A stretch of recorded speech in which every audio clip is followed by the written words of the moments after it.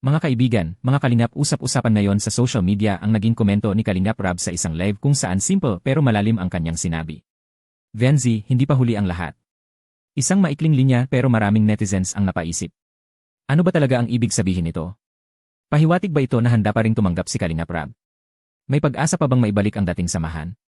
O isa lamang itong mensahe ng awa at concern para sa dating taong naging bahagi ng kanilang team? At mas lalong naging mainit ang usapan matapos ang naging pahayag ng ina ni Venzi na tila nagsisisi sa mga taong inakala nilang totoong lalaban at magtatanggol sa kanila. Dahil ayon sa kanya, sa huli raw ay pamilya nila ang pinakanapuruhan. Kaya ngayon, marami ang nagtatanong. Ito na ba ang sagot ni Kalingap Rab? Isa ba itong pagbibigay ng pinto para sa posibleng pagbabalik? Pag-usapan natin yan. Sa totoo lang mga kaibigan, kapag si Kalingap Rab ang nagsasalita, maraming viewers ang sanay na may laman at lalim ang kanyang mga banat. Hindi siya basta nagko-comment ng walang dahilan. Kaya nang sabihin niyang, hindi pa huli ang lahat. Maraming supporters ang nakaramdam na parang may mensahe itong mas malalim kaysa sa simpleng salita. Kasi kung isipin natin, pwede naman siyang manahimik. Pwede naman siyang dedmahin ang lahat. Pero bakit kailangan pa niyang sabihin yon sa publiko? Ibig sabihin maaaring may natitira pa ring concern. Maaring hindi pa totally sarado ang pinto. Sa naging sitwasyon nitong mga nakaraang buwan, kitang-kita naman na maraming nangyaring hindi naging maganda. May mga tampuhan. May mga sumbatan. May mga taong nadamay. At higit sa lahat, nasira ang tiwala ng maraming supporters. At ayon nga sa naging pahayag ng ina ni Venzi, naniwala raw sila sa mga taong akala nila ay totoong kakampi at handang ipaglaban sila. Pero sa bandang huli, sila mismo ang naapektuhan. Masakit iyon bilang magulang. Dahil kapag pamilya na ang nasaktan, doon lalong bumibigat ang sitwasyon. Pero alam niyo mga kaibigan, sa lahat ng issue, darating talaga ang punto na mapapagod ang lahat. At minsan, mas nanaisin na lang ng tao ang katahimikan kaysa sa walang katapusang gulo. Kaya posible rin na itong mensahe ni Kalingap Rab ay hindi para manggulo, kundi para magbigay ng pagkakataon. Ito ngayon ang pinakamalaking tanong. At kung susuriin natin, posible. Pero hindi magiging madali. Dahil kapag tiwala na ang nasira, hindi sapat ang simpleng pagbabalik lang. May proseso yan. At para sa maraming supporters ng Team Kalingap, kailangan munang makita ang sincerity. Isa, magpakumbaba. Ito siguro ang pinakaunang hakbang. Hindi kailangang makipagsabayan sa issue. Hindi kailangang may patama o mayabang na salita. Minsan, sapat na ang tahimik na pag-amin na may mga bagay na sana ay hindi nangyari. Dahil ang pagpapakumbaba, malaking bagay yan sa mata ng publiko. Dalawa, iwasan yan ni Elie taong nagdadagdag ng gulo.